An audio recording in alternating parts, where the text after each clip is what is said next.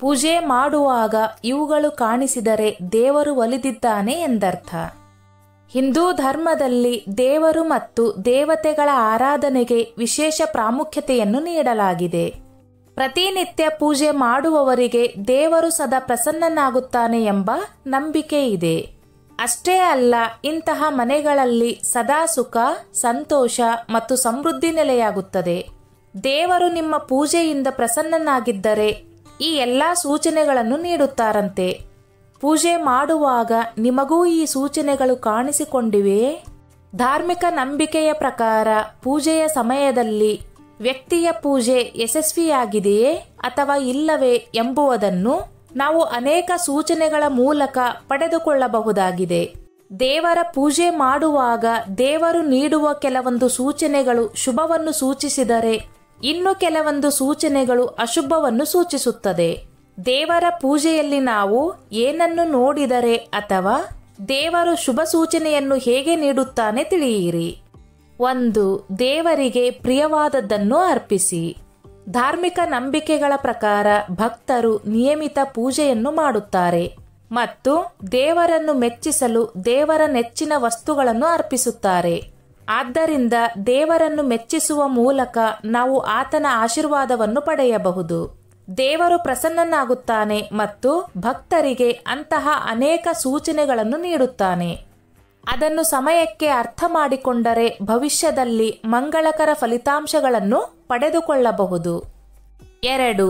ದೇವರ ದೀಪ. ಶಾಸ್ತ್ರದ ಪ್ರಕಾರ ಪೂಜೆ ಮಾಡುವಾಗ ದೀಪದ ಬೆಂಕಿಯು ಅನೇಕ ರೀತಿಯ ಚಿಹ್ನೆಗಳನ್ನು ನೀಡುತ್ತದೆ. ದೀಪದ ಬೆಂಕಿಯು ಮೇಲಕ್ಕೆ ಹೋದರೆ ದೇವರು ನಿಮ್ಮ ಪೂಜೆಯನ್ನು ಒಪ್ಪಿಕೊಂಡಿದ್ದಾನೆ ಎಂದು ನೀವು ಅರ್ಥ ಮಾಡಿಕೊಳ್ಳಬೇಕು ಎನ್ನುವ ನಂಬಿಕೆ ಇದೆ.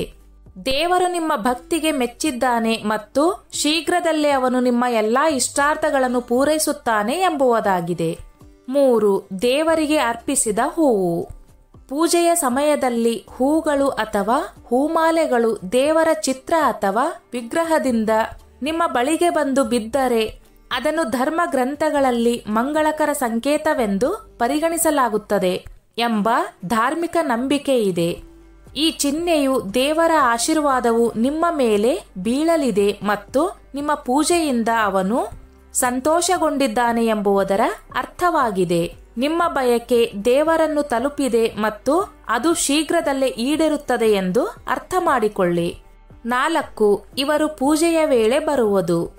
ಶಾಸ್ತ್ರಗಳ ಪ್ರಕಾರ ನಿಮ್ಮ ಪೂಜೆಯ ಸಮಯದಲ್ಲಿ ತಂದೆ, ಗುರು, ಬ್ರಾಹ್ಮಣ ಅಥವಾ ಯಾವುದೇ ಹಿರಿಯರು ನಿಮ್ಮ ಮನೆಗೆ ಬಂದರೆ ಅದನ್ನು ಮಂಗಳಕರ ಸಂಕೇತವೆಂದು ಪರಿಗಣಿಸಲಾಗುತ್ತದೆ. ಈ ಚಿಹ್ನೆಯು ದೇವತೆಗಳು ಮತ್ತು ದೇವರುಗಳು ನಿಮ್ಮ ಪೂಜೆಯನ್ನು ಒಪ್ಪಿಕೊಂಡಿದ್ದಾರೆ ಎಂದರ್ಥ ಹಾಗೂ ದೇವರು ಶೀಘ್ರದಲ್ಲೇ ನಿಮ್ಮ ಎಲ್ಲಾ ಸಮಸ್ಯೆಗಳನ್ನು ತೊಡೆದುಹಾಕಲಿದ್ದಾರೆ. 5. ಕಣ್ಣಿನಲ್ಲಿ ನೀರು ಬರುವುದು. ದೇವರ ಪೂಜೆ ಮಾಡುವಾಗ ನಿಮ್ಮ ಕಣ್ಣುಗಳಿಂದ ನೀರು ಬಂದರೆ ನಿಮ್ಮ ಪೂಜೆಯನ್ನು ದೇವರುಗಳು ಮತ್ತು ದೇವತೆಗಳು ಒಪ್ಪಿಕೊಂಡಿದ್ದಾರೆ ಎಂದು ಅರ್ಥ ಮಾಡಿಕೊಳ್ಳಿ ಎಂಬ ಧಾರ್ಮಿಕ ನಂಬಿಕೆ ಇದೆ. ನೀವು ದೇವರಿಗೆ ಯಾವ ಆಸೆಯನ್ನು ವ್ಯಕ್ತಪಡಿಸಿದರೂ ಅದು ಶೀಘ್ರದಲ್ಲೇ ಈಡೇರಲಿದೆ.